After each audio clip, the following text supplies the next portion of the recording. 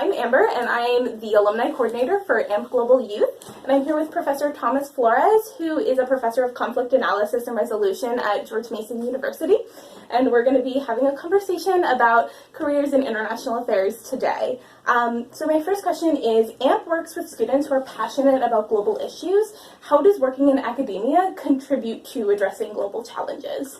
I think there's a couple of things that can really help there. I think one of the things that working in academia can do is you can tailor how your classes are structured in ways to actually give students the skills that they need to have those sorts of careers. And so in classes that we've had together, for example, you construct assignments in a way that gets students really ready to be able to write, to be able to do this sort of analysis that a career in international affairs really demands. I think the second thing is that this general knowledge. I think giving students more knowledge about the nature of global affairs, what's actually going on, makes them better citizens, actually. And I think that can be really, really useful just in terms of a general knowledge, even if a student doesn't have an affair or a career in global affairs. It can really help them down the line. Okay, great. And can you give us some real talk about getting a PhD?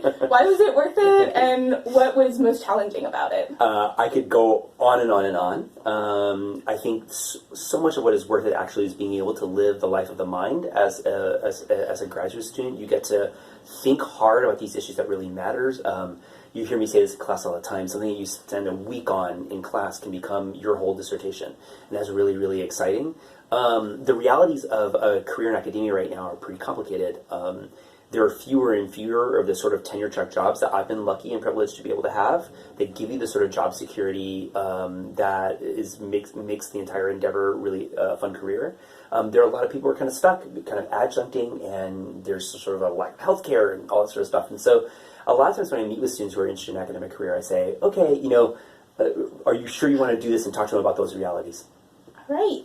And you have had a long career and worked with a lot of different students. What is your best advice for someone who's interested in a career in international affairs? I think that right away you want to sharpen certain skills that you're supposed to learn by osmosis in college, and oftentimes we don't. And so your ability to take a lot of information, condense into a few bullet points for your boss, your ability to time manage, those sorts of things, actually base of the pyramid skills, I think are really, really important. I think the other thing you can do really is keep yourself up to date about news in the world all the time. Subscribe to something that allows you to read all the time, spend 30 minutes every day reading. I think the third thing for sure is to develop certain then hard tech skills, languages, expertise in economics or statistics, the sorts of skills that get you that first job. You may get that first job because you speak Arabic. Your career will go somewhere different from there, but you'll get that first job because you speak Arabic. And I think those are the sorts of skills you get that get you that first job. And once you get that first job, you'll be fine. The only thing else I would say is do an internship as much as you can. All right, thank you. And the last question is, you work with students during a time when our generation feels tremendous tension and uncertainty. Sure. Why do you think students are powerful? Do you think there are any special qualities our generation has that make us uniquely qualified to speak out about global issues? Yeah, I think you do. And I think that every generation of students goes through some pretty tumultuous stuff. So students in the 1960s were going through protests on the Vietnam War, and then students who were in college in the 80s and 90s, were there right at the end of the Cold War, right? When I first started to teach, it was right around September 11th. And that upended the world as well. So I think every generation of students goes through something difficult like this, and they see the world upended, and they say, oh my gosh, how do I make about this? And I think studying helps those things.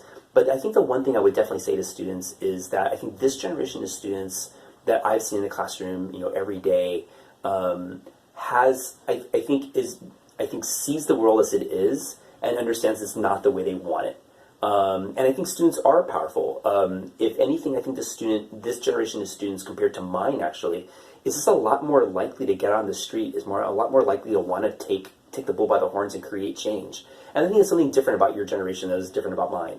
Actually, I think we were a little bit more jaded, and we didn't do a lot of that. It's cool to care about these things again, and that was not true when I was in college. So I think take that idealism and say, what are the changes I want to make in the world? And I think you're seeing students doing that all over the world right now. You're seeing young people driving the conversation. Y'all are doing that already. All right. Thank you so much. Thanks.